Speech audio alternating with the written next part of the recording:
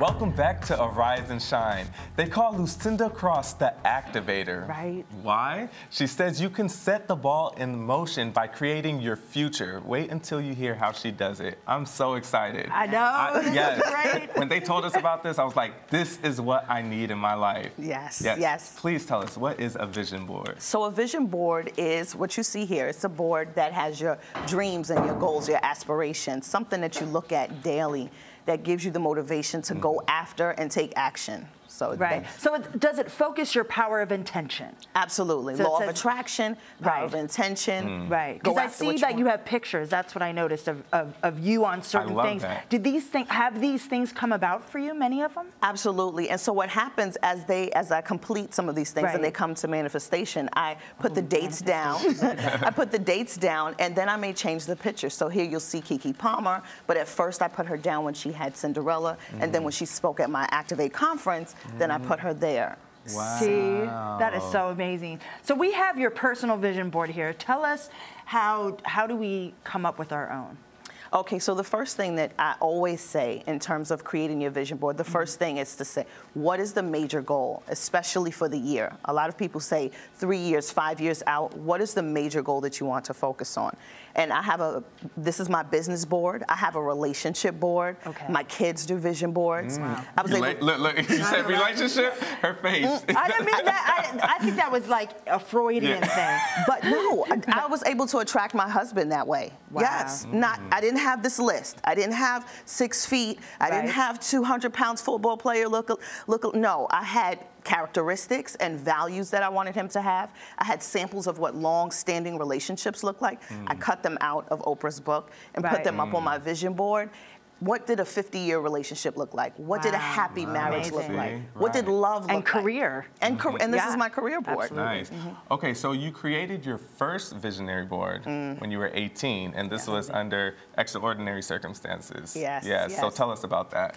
So at 18, going to college, inner city, living in the Bronx, single mother, oldest of 4, just made an unfortunate decision, trying to take success in my own hands. I had all of the qualities. I was bright. I was determined. I was fearless and courageous. Going to a private college, Iona, still intimidated by those privileged kids that I thought were privileged. And so I said, you know what, how can I kind of speed up success, which was the wrong thing to do. Right. And I said yes to an opportunity to travel to third world countries to basically right, and it sounds right on the outside, and then. And then, and so I get into this, I say yes to the wrong opportunity with the right, characteristics, and it lands me in 4.5 years in prison, federal prison. Wow. Wow. And what were you doing exactly? I was, if you don't mind me asking. Is it all right to ask? No, it's fine. It's fine. It's just something that I really don't, because these girls are always propositioned for this day to day, and I want this to stop. Right. But I was transporting drugs in a suitcase. Exactly. This is where the vision comes in. So I was transporting drugs in a suitcase from one country to the next country. And I did like 6 or 7 runs before I had a rude awakening. I had a knock on my door. Right. So you get arrested, you're in jail, and you decide, I'm going to now focus my intention. I'm going to get my stuff together because I am an educated woman. Yes. And I have responsibilities. How did that happen, and what was the first thing that you did? So I was still a freshman when I got arrested. So finding out that I was a part of a 28 conspiracy case was alarming to me. And so going to Chicago and having to hear a sentence of, well, we really want to give her 10 years. And I've never even stole a bubble gum before. And now they're like, listen, we'll let her do 5 in and 5 on probation. So for me, I just refused to be a statistic. I said, I want to come out, go back to college, get my education, prove myself to my family and society, because there's no real help and rehabilitation for women coming out of prison. Right. Okay, you've written many books on empowerment and self-discovery, right? Yes. Please tell us 3 things you think holds people back in life. Oh gosh, the 3 things that really, I mean, because it's a lot. Yeah, it's a lot. But I say 3 major things that I constantly hear that I've observed and experienced. People compare themselves all the time. People, the comparison is a horrible thing. The lack of just being consistent. And then fear. the fear and the doubt.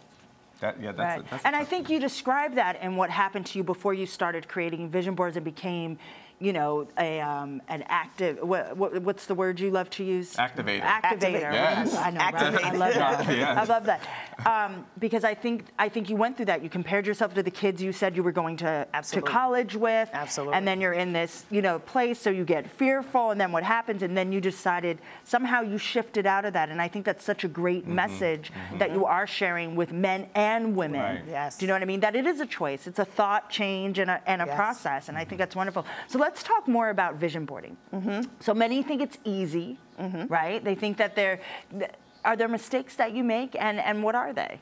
Yes, there's mistakes, and it's similar to like the 3 steps that I just shared. A lot of people just feel that they need to have their vision board perfect. That's one mistake. There's no perfect way to put your vision board. The lack of taking action and consistency in your vision board, that's another mistake that a lot of people make.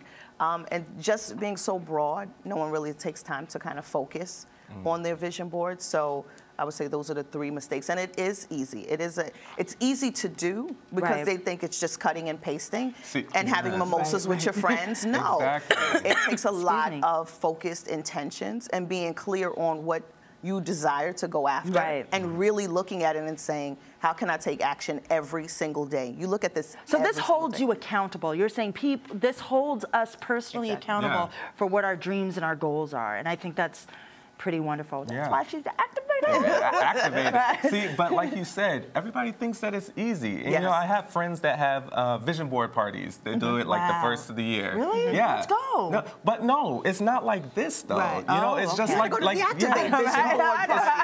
just like you said. It's just like you said. You know, you got your drinks, your mimosas. It's like, oh, let's cut out these, you know, magazine articles or these pictures.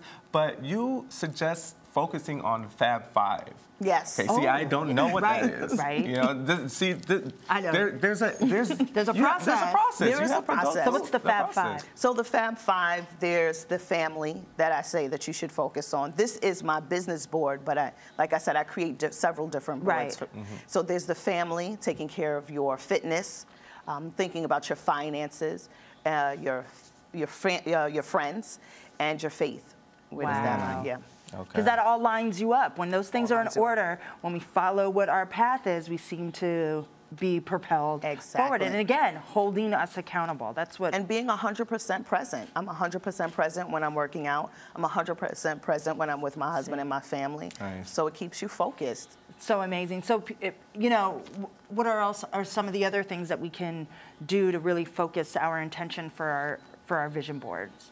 So I would definitely say in terms of just focusing your intention. So here, for example, one of my aspirations was to get inside of Essence, and that happened in January. But if you look at my vision board, in January, unfortunately, I cut out Alicia Keys' face, put my face there, and that was a January issue of last year. Wow. And so here it is this year. So just showing up. So I say a lot of times, just show up in life. Strategic, show up in life, knowing what you want and what are your set intentions. Yes, well, thank you so much. Like we said, we're going to come to one of your parties. Yes, we are. Definitely. Okay, to hear more and find out more about Lucinda Cross, go to her website, lucindacross.com. We've got lots more ahead, so stick with us. It's the age-old question, how do I get the salon look at home? Come on, we want I know, right, this all the time. Because I've been working. Terry Washington's hairstylist is here to show us some foolproof looks to be on camera ready for all occasions. Yay!